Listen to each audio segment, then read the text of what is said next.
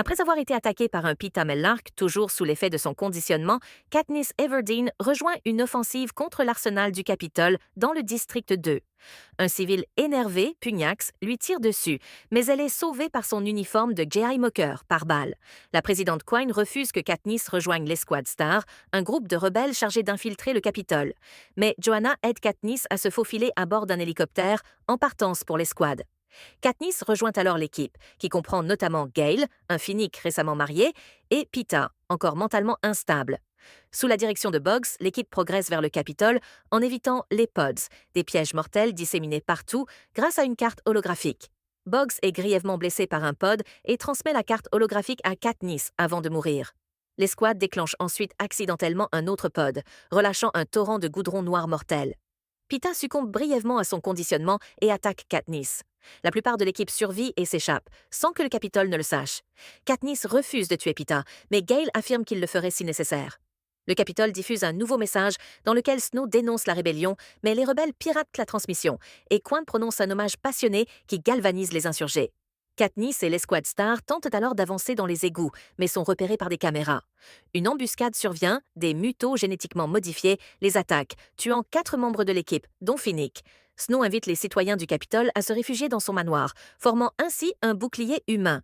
Katniss et Gale prévoient de s'y infiltrer pour assassiner Snow, mais une énorme explosion perturbe leur plan.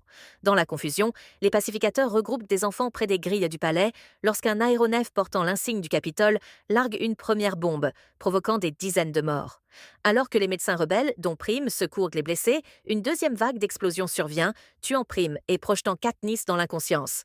Katniss se réveille et Haymitch l'informe que les rebelles ont gagné. Le bombardement insensé a retourné la population du Capitole contre Snow. Katniss confronte Snow, qui lui révèle que Quan a orchestré l'attaque pour monter les habitants contre lui.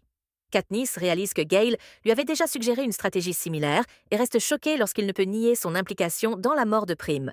Quine convoque alors une réunion des vainqueurs survivants des Hunger Games et se proclame présidente intérimaire de Panem. Elle propose un vote pour organiser de derniers Hunger Games, en utilisant cette fois les enfants des dirigeants du Capitole comme vengeance. Katniss vote oui, à condition qu'on la laisse exécuter Snow.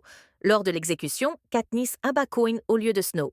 Cela déclenche une émeute durant laquelle les citoyens tuent Snow. Peeta empêche Katniss de se suicider et elle est arrêtée. En détention, Haymitch lui apporte une lettre de Plutarque, l'assurant qu'elle sera graciée, qu'il n'y aura pas de nouveaux Hunger Games et qu'elle pourra retourner au district 12. De retour chez elle, Katniss se met à hurler contre Buttercup, le chat de Prime, avant de l'enlacer en sanglotant. Elle retrouve Peeta, désormais totalement guéri de son conditionnement, en train de planter des fleurs de prime vert en hommage à Prime. Ils reçoivent une lettre d'Annie, la veuve de Finnick, annonçant la naissance de leur fils, que la mère de Katniss soigne encore des survivants et que Gale a été promue capitaine. Commandée Paylor est élue nouvelle présidente de Panem. Des années plus tard, Katniss et Peeta, mariés, joignent dans une prairie avec leurs 2 enfants.